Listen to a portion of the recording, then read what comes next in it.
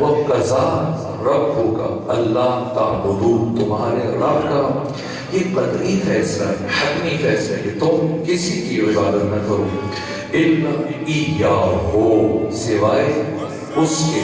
اور کیا فرمایا؟ وَبِالْوَالِدَيْنِ إِحْسَانًا، والدین کے ساتھ احسان کرو۔ یہ احسان اردو زبان والا احسان نہیں، اردو میں احسان کا مطلب الگ ہے، عربی میں احسان کا مطلب الگ ہے۔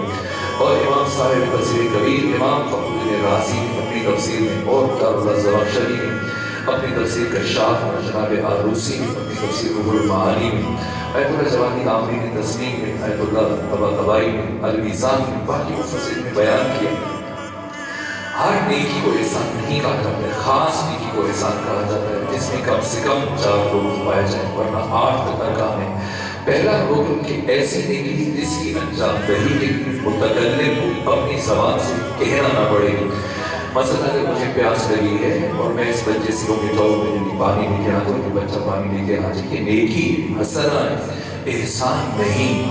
احسان صرف اس نیکی کو کہا جائے گا جسے بے کہے انجام دیا جائے۔ اللہ قرآن میں والدین سے متعلق احسان کا لفظ استعمال کرتا ہے، کیا مطلب ہے؟ ساری زندگی کبھی والدین کو اپنی کسی ضرورت کو زبان پر نہ لانا پڑے گا۔ اولاد والدین کے کہے بنا ان کی ضروریات کو پورا کرے، ان کی خوراک کا اہتمام، ان کے کھانے کا اہتمام، ان کی دوا آرام کا اہتمام کرے، بے کہے انجام دے۔ دوسرا احسان کا رکن کیسے مباشرتاً انجام دیا جائے، یعنی بغیر واسطے اور بغیر وسیلے کے انجام دیا جائے۔ مثلا اگر یہ بچہ خود محسوس کرے کہ مجھے پیاس لگی ہے اور مجھے پانی چاہیے، میرے لبوں کی خشکی کو دیکھ کر لہجے کی دھڑکن کو محسوس کرے، لیکن خود جانے کی بجائے اس دوسرے نوجوان سے کہ جاؤ آپ پانی کے لے کے آ جاؤ، تو یہ حسنہ ہے، نیکی ہے، احسان نہیں۔ احسان صرف اس نیکی کو کہا جائے کہ جو اپنے ہاتھ سے انجام دی جائے۔ اگر باپ تھکا ہے اور بیٹا پاؤں دبانے کے بجائے نوکر سے ملازم سے کہ آپ میرے باپ کے پاؤں دباؤ، تو یہ نیکی ہے، احسان نہیں۔